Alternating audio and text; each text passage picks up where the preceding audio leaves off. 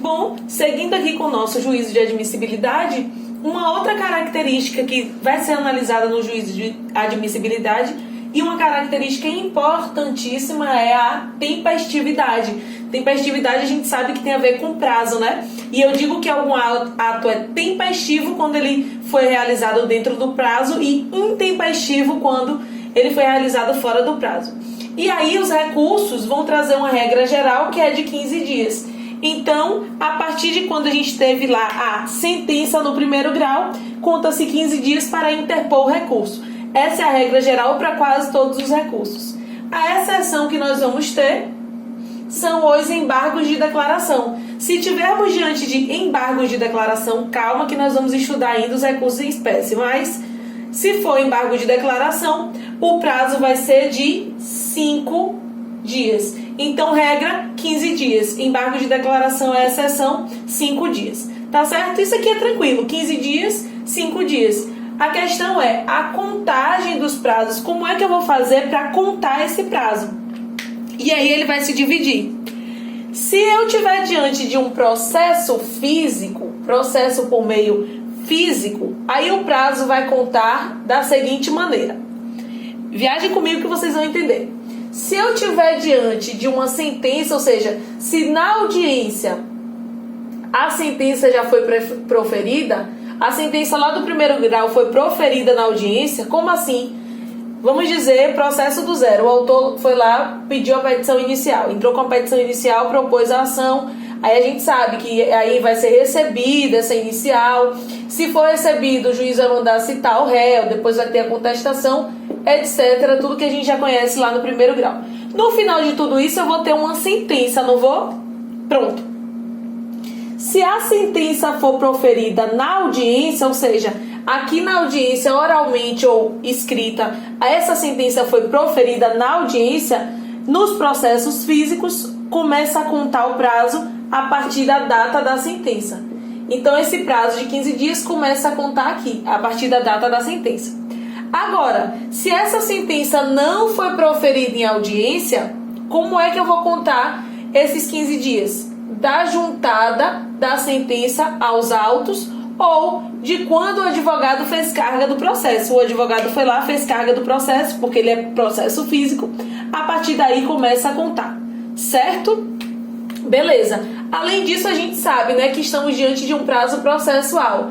Vamos lembrar da regra do prazo processual? Eu excluo o primeiro dia e incluo o último dia do prazo, né?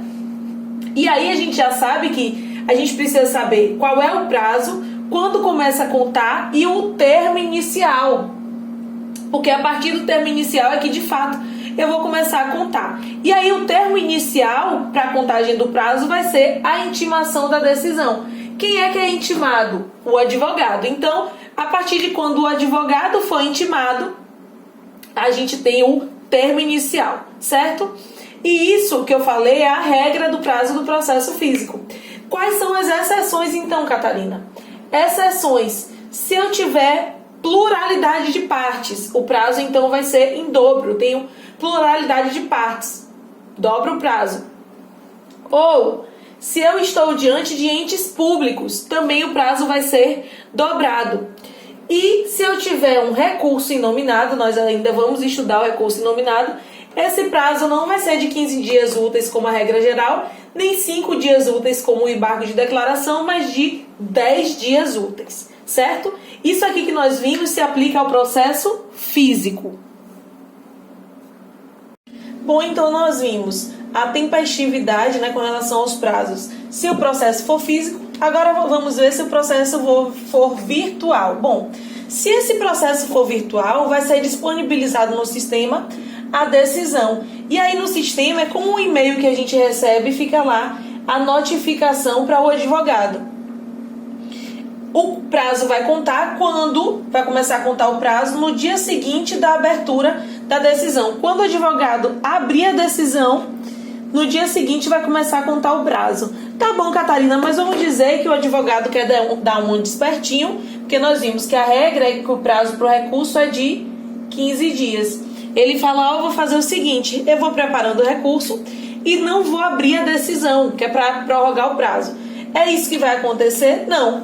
ele tem 10 dias para abrir a intimação. A decisão está lá com a intimaçãozinha, a notificação. Ele tem 10 dias para abrir. Se passar de 10 dias e ele não abrir, vai ser considerado uma leitura automática. Então, vai ser como se ele tivesse lido, certo? E aí, a partir de quando ele lê, o prazo começa a contar no dia seguinte. Correm 15 dias para o recurso, tá certo? E aí nós falamos sobre as regras de prazo em dobro. Mas nos juizados não vamos ter prazo em dobro. Nem os entes públicos dentro dos juizados têm prazo em dobro, certo? Então, cuidado com isso. Se estivermos diante dos juizados, mesmo que sejam entes públicos, eles não vão ter o prazo em dobro. Tá bom, e se for feriado municipal? Vamos dizer que eu quero interpor recurso, só que no município onde eu moro é feriado. E aí, o tribunal tem a obrigação de saber que é feriado no município onde eu moro? Não. Aí a parte autora tem o ônus de demonstrar o feriado, tem o ônus de provar que era feriado naquele dia, certo? Sob pena desse recurso ser considerado intempestivo, ou seja, fora do prazo. O Catarina, se por acaso foi considerado intempestivo, e aí o relator já vai anular aquele recurso? Não. Ele vai tomar providência, ele vai dar a oportunidade de que a parte tome providências para demonstrar a tempestividade, porque neste caso aqui foi um feriado, com base no princípio da economia processual, princípio de primazia do mérito. Então, o relator, no caso de intempestividade, vai dar um prazo para a parte justificar, um prazo para a parte dizer porque foi intempestivo naquele caso. E esse prazo será de 5 dias.